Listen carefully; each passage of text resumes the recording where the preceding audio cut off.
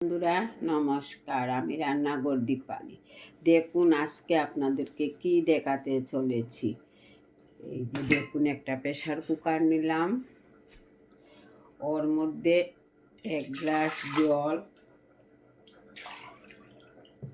আরও 1 গ্লাস জল দিলাম। ওইগুলা হচ্ছে কি বিচি জানেন তো? পরাশ বিচি। ধুয়ে খোসা ছাড়িয়ে ধুয়ে পরিষ্কার করে নিয়েছি। ওর মধ্যে দিচ্ছি 2 গোটা আলু, এই যে দেখুন, 2টা কাঁচা লঙ্কা, পরিমাণ মতো নুন, এই যে নুনটা দিয়ে দিলাম, বন্ধ করে নিলাম, উনুনে বসিয়ে দেব। একটা মিক্সার গ্রাইন্ডার বাটি নিলাম। দেখুন, বড় বড় চিংড়িগুলা দিয়েও অন্য রেসিপি দেখিয়েছি, ছোটোগুলা ফেলবো কেন? এই যে চিংড়িগুলা ফেলতে খুব কষ্ট লাগছে, এর জন্য দেখুন কি করছি। এর সঙ্গে ছুরো আছে, চিংড়ির যে ছুরা ওইগুলাও আছে, আমি ফেলছি না। ওই সব দিয়ে কি করছি দেখুন।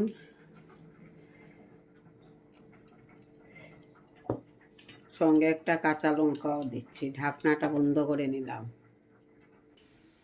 দেখুন পেস্ট করা হয়ে গেছে। একটা বল নিচ্ছি, বলের মধ্যে এই চিংড়িগুলার পেস্ট নিয়ে নিচ্ছি।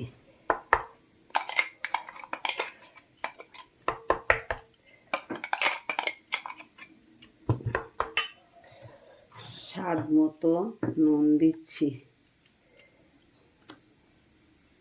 পরিমাণ মতো হলুদের গুঁড়া দিচ্ছি। এই যে দেখুন, বেসন দিচ্ছি 4 চামচে 2 চামচ। এই যে দেখুন,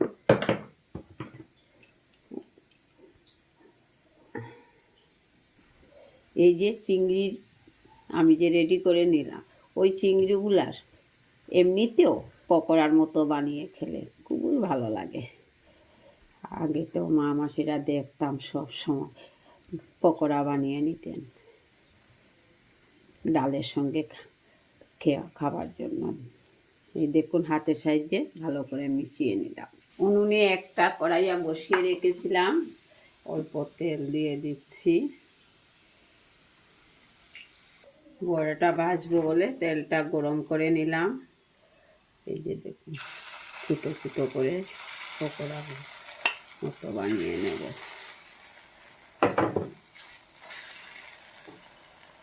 দেখুন বড়াগুলা কি সুন্দর হয়ে ফুলছে, একদম টুকটুক করে।